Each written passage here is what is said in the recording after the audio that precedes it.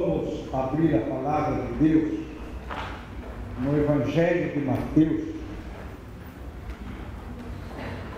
Evangelho conforme narra Mateus, no capítulo 5.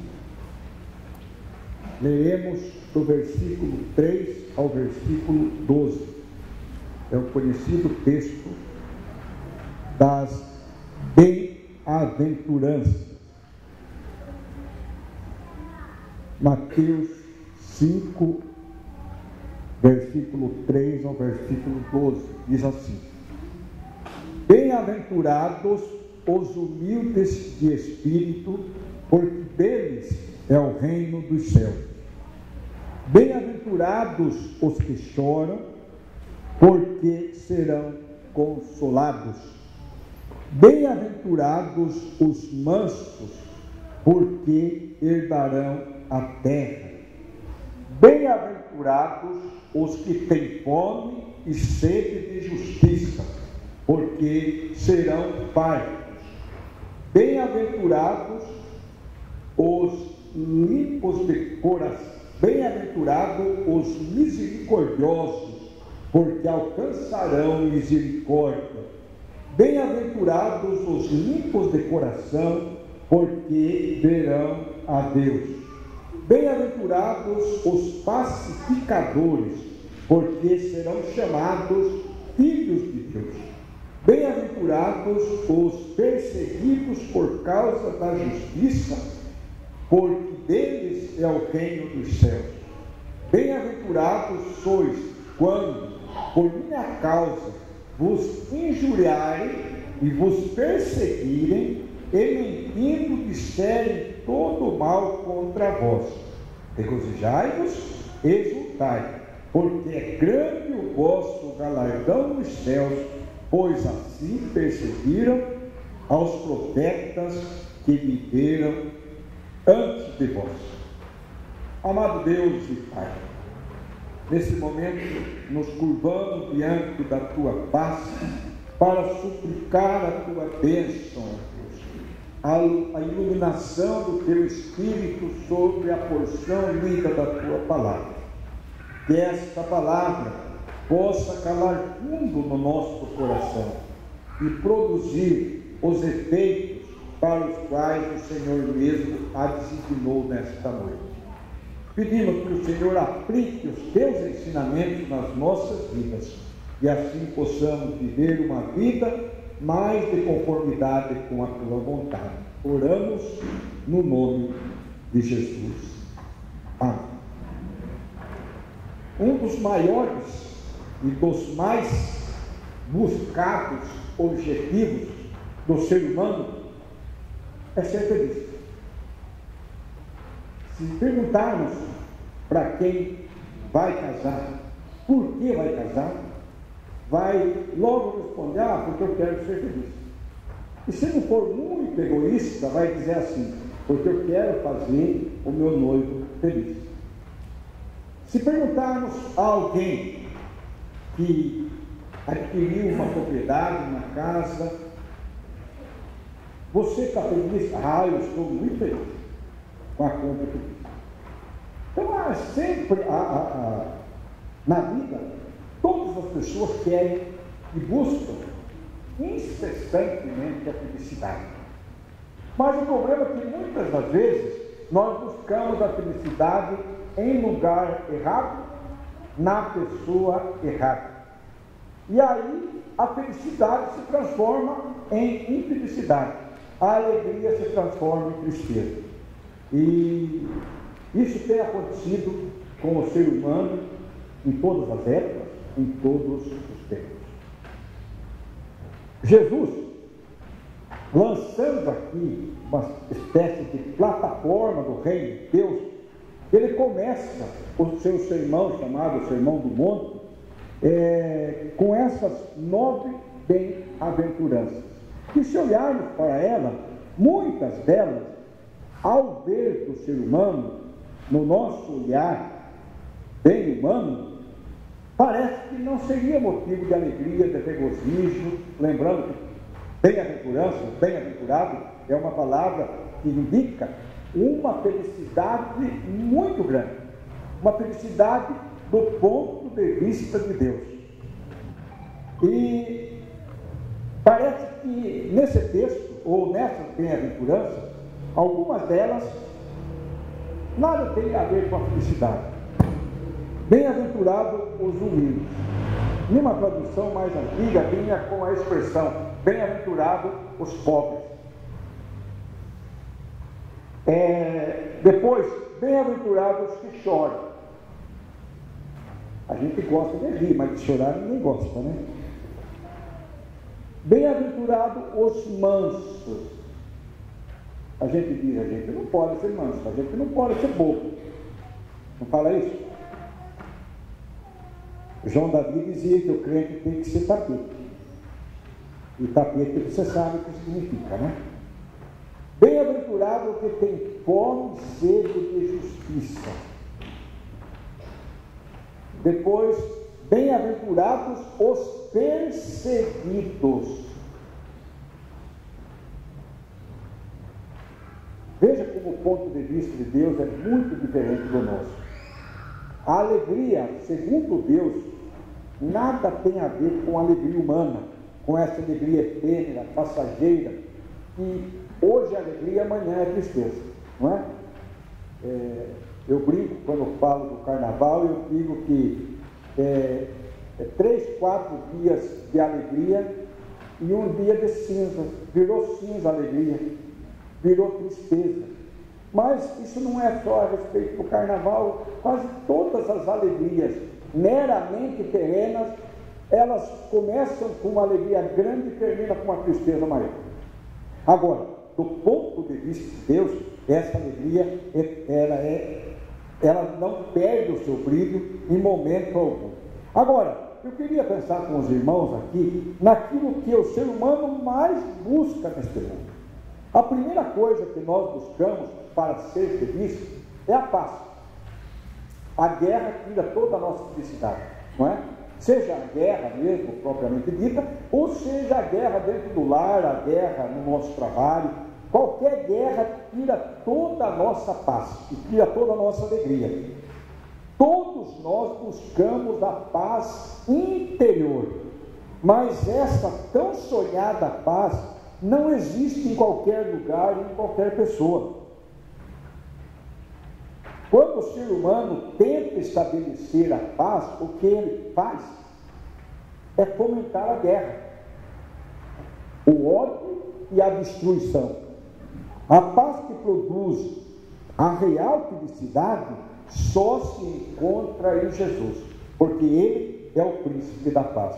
Esta paz que permeia o nosso interior, uma paz que perdura, mesmo diante das tribulações e fardos que temos que carregar nesta vida. É a paz que o mundo não dá, mas é a paz que o mundo também não tira. Se a pessoa quer ser feliz, e todos nós queremos, busquemos a paz. Busquemos a paz em todo o tempo, mas busquemos a paz naquele que pode dar a paz. Ele diz: eu deixo-vos a paz, a minha paz vos dou, e não a dou como o mundo a dá. Ele disse assim: no mundo tereis aflições, mas tende bom ânimo, porque eu venci o mundo. Jesus dá a paz. Ele tira a guerra do coração humano e coloca no coração humano a paz. Se a pessoa não conhece Jesus, ela vive em guerra no lar, no trabalho, na escola, no passeio, ela passa uma catraca no ônibus, ela já olha com cara feia para o cobrador, se tem cobrador, ou para o motorista. Basta o motorista dar um pequeno solavanco no ônibus, que você vai parar com a testa lá no para-brisa, você já perde a paz, já xinga o motorista. Não é verdade? Não é assim que a gente faz? Isso é quando a gente sai de casa sem a paz de Cristo no coração. Quando a gente sai de casa com a paz de Cristo no coração, ainda que a gente vá parar lá no colo do motorista, a gente vai dar risada e vai brincar com o motorista. A paz de Deus tira toda a guerra do coração humano. Por isso ela traz felicidade. ela traz uma felicidade permanente, porque ela independe das circunstâncias ao nosso derredor. A paz verdadeira, ela não está baseada em coisas, nem no agrado de alguém. A paz interior é aquela paz que brota de dentro para fora e flui no meio onde estamos. É tão gostoso viver perto de uma pessoa que está em paz, né? Como é gostoso no ministério pastoral, uma das coisas mais puras, às vezes o pastor demora um pouco para ir visitar uma pessoa que está muito com problema, quando ele devia ir correndo. Eu confesso, devia ir correndo. Mas a gente primeiro ora muito a Deus pedindo força, porque o problema do outro, às vezes até nos afeta. Um colega que dizia assim: tome cuidado, pastor às vezes se constitui um psicólogo barato, ou um psicólogo de graça. Sabe qual a diferença do psicólogo e do pastor? O psicólogo foi treinado para enfrentar os problemas da pessoa. E nós não recebemos no seminário nenhum treinamento para isso. Tem um colega, ele é muito engraçado, ele disse assim: a gente passa 4 anos no seminário aprendendo respostas à pergunta que nunca as pessoas vão fazer para a gente. E é verdade, é na prática, é no dia a dia que a gente vai enfrentar. Mas não é fácil. Você vai visitar uma pessoa que perdeu um ente querido, aquela tristeza da pessoa entra no nosso coração, entra no nosso ser. A gente vai visitar uma pessoa que está com problema financeiro e a gente não pode resolver o problema financeiro da pessoa. Como é duro, como é duro. Por isso que é muito importante que pudéssemos todo mundo viver em paz. Mas eu vou passar a receita para todo mundo se vocês ainda não têm. É possível isso. É muito possível isso.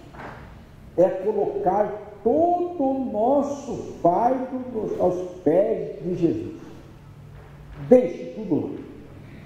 Deixe nas mãos daquele que tudo pode.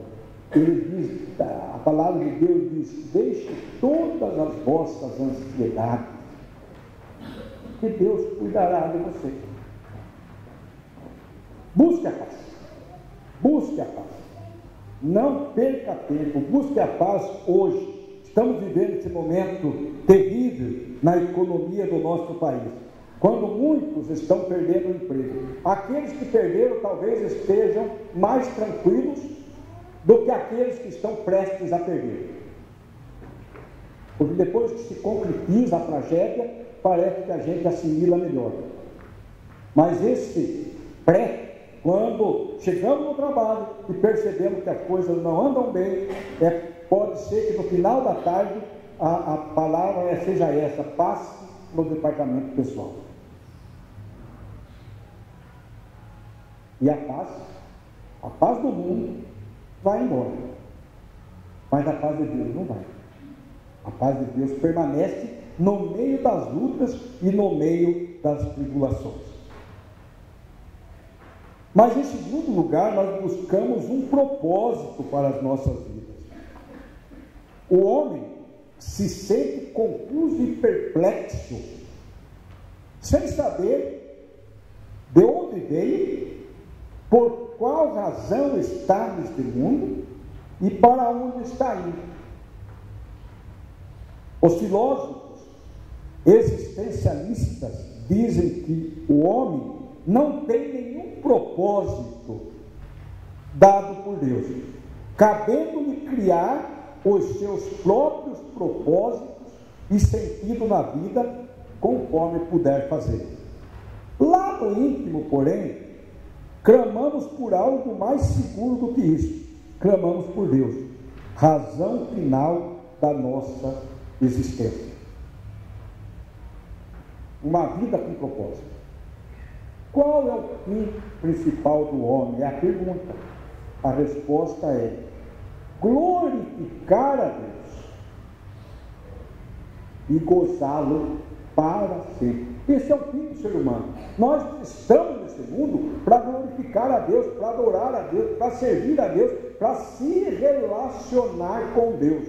Enquanto nós vivemos à margem desse relacionamento, nós não temos paz e nós não temos felicidade.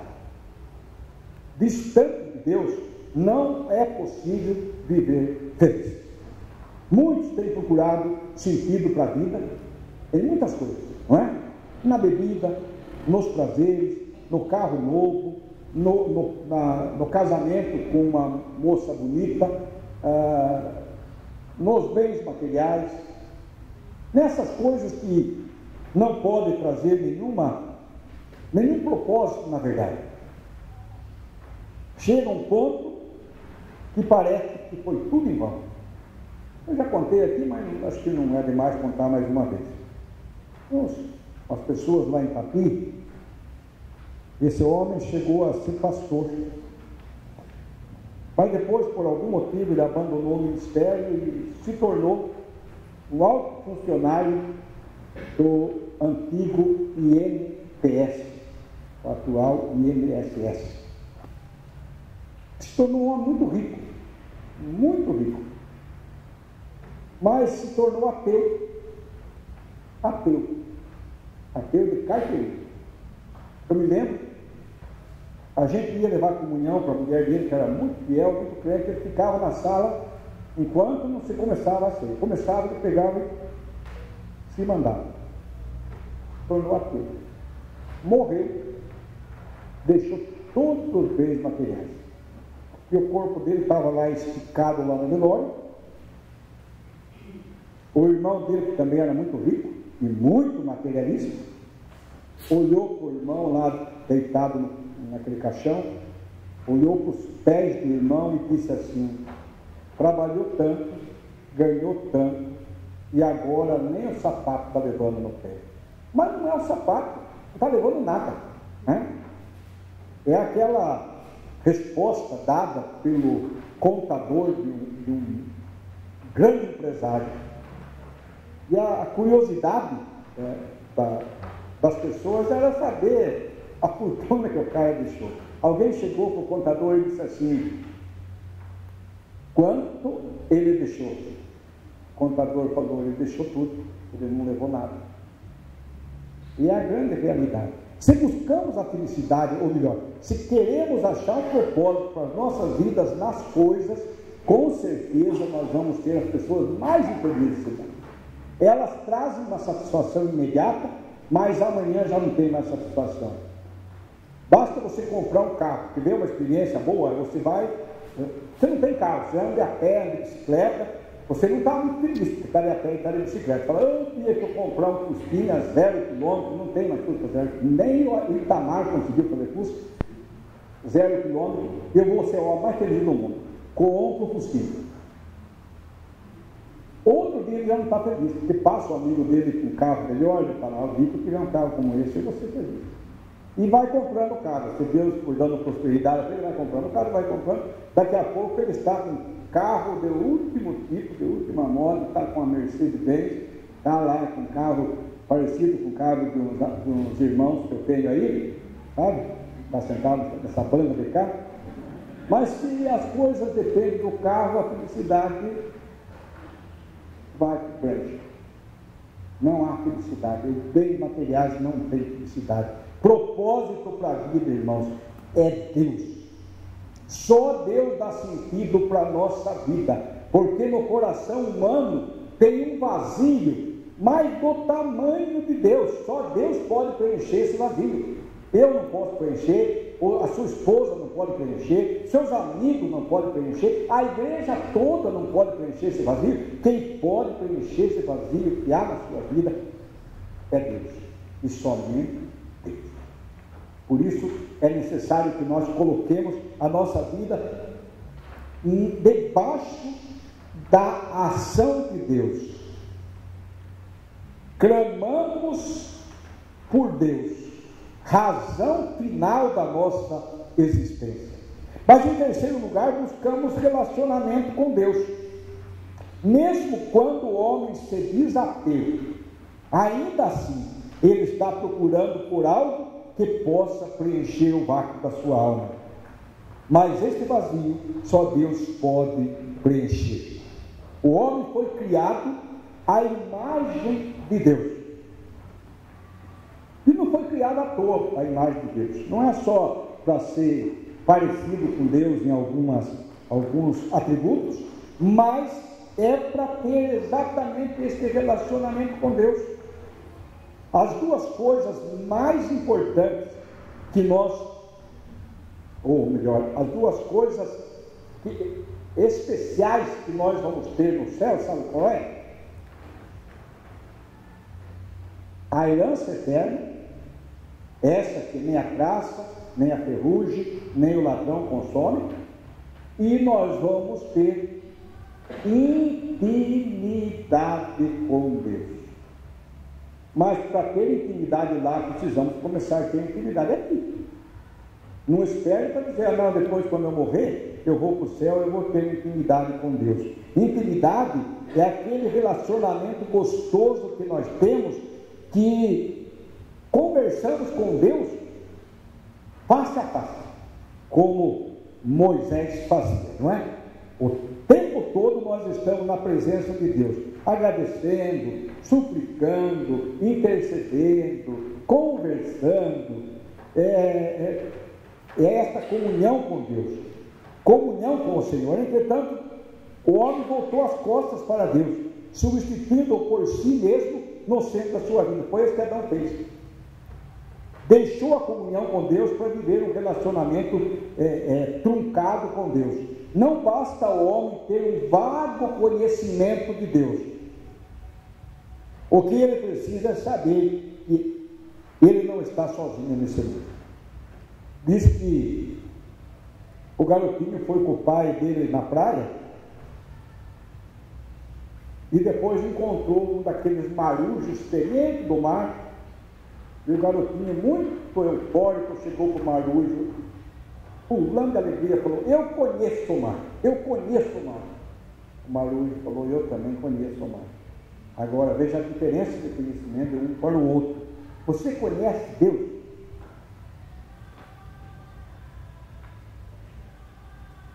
É uma pergunta que nós precisamos responder. Mas que tipo de Deus você conhece? Aquele Deus que você se curva diante dele nas horas do aperto? Aquele Deus que você fala com ele em alguns momentos do dia? Aquele Deus que você fala com ele quando você não está em negócio, quando você não está no trabalho, quando você está nas coisas materiais? Ou você tem esse relacionamento íntimo com Deus? Conhecer a Deus é tudo na nossa vida. O homem precisa confiar que há um ser supremo que está conduzindo sua vida aqui. O homem precisa desesperadamente da comunhão com Deus, e só isso só se torna possível em Cristo. Ele é o mediador entre Deus e o homem. O homem precisa de paz, o homem precisa saber a razão de ser da sua existência, o homem precisa ter um relacionamento de amor com o Pai. Isso só se encontra em Cristo, nunca nas coisas deste mundo. Você já tem Jesus? Se você já tem, você realmente é feliz. Você tem a verdadeira felicidade. É a única possibilidade de ser feliz. A oração que eu faço e a esperança que eu tenho é que você tenha realmente Jesus. Mas se você ainda não tem, hoje é o dia da oportunidade. Diga para ele o que você quer ter na sua vida. Que a sua vida tem sido vazia, que o seu futuro é sombrio, que as suas esperanças são muito mesquinhas. Peça que ele entre na sua vida e que faça diferença em você. Jesus, o príncipe da paz, é aquele que veio para dar a verdadeira felicidade. Bem-aventurados são aqueles que têm Jesus no coração. Amém? Amém. Vamos cantar o hino 108.